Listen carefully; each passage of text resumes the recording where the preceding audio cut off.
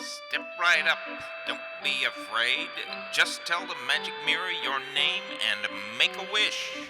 Everyone enjoys speaking with the interactive magic mirror and Zoltar, and we are always striving to give Zoltar another dimension of fun. My friend Gary Hulsnick and I thought it would be great if he could give out business cards with his wisdom on the back. The problem was that a real card dispenser costs about $1,500. We decided to build our own. Being a glazier, Gary built our first effort with a glass box and a skateboard wheel. We used a pulley attached to a motor to drive the wheel and dispense the cards. It worked most of the time, but due to the exact tolerances needed for the card slot and friction variations of the wheel, the dispenser was prone to jamming, so I took on the task to design something radically different.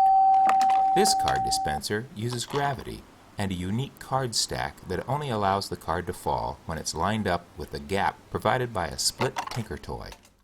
In fact, this design depended on my old set of Tinker Toys and a 12-volt motor. The circuitry is connected to the motor mechanism with a multi-plug, so they can be handled as separate pieces. The hookup involves a button to activate. A relay set up to latch when activated keeps the motor running until the task is complete. This latching relay also fires a strobe light to grab attention to the card drop. Magnets on the card carousel pass over a magnetic switch to ring a doorbell chime to signal that the card is going down the card chute and is ready to be picked up. The magnet then passes over another magnetic switch to release the locking relay, and the mechanism stops the motor and the strobe until the button is pushed again. You can see that the alternating cards drop, leaving the card above, which is turned 90 degrees, to hold itself back as well as the other cards above it. I was pretty happy with this design, but it was time-consuming to load, and I was worried it wouldn't hold enough cards to last an entire evening. Now comes design number 3. This concept uses a card dealer shoe. It can hold over 300 cards and is easy to load. I added a small roller to the front to reduce friction as the cards are pulled from the shoe. I designed a shelf to hold the card shoe around a slight modified chute from design number 2. The button relay and the multi-connection remain the same. A very small 12-volt motor now drives a wheel with 2 small hard rubber balls attached.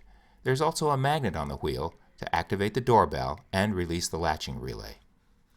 When the button is pushed, the wheel turns and the strobe starts.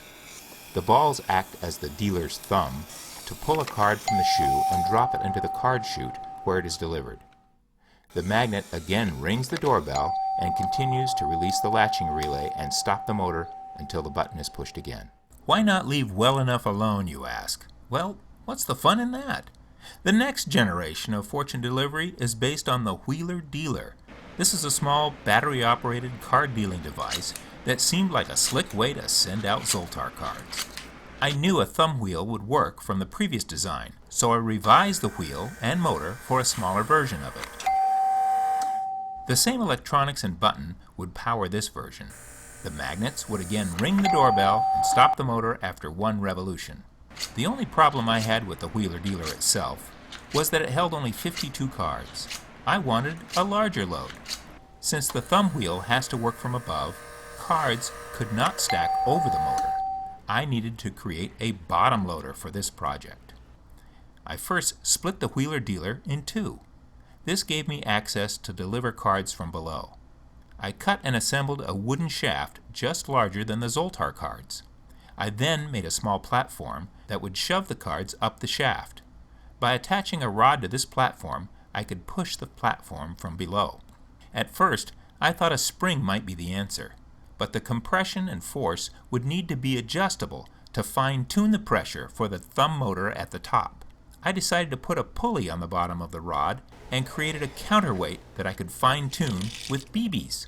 The shaft can easily hold 1,000 cards, and the feed is smooth. I also made a clear plastic tunnel for the cards so the strobe lights up the path the cards take. Our final polish will be to put an open-mouth skull on the front of the box to catch the cards and allow the lucky patron to get his or her fortune.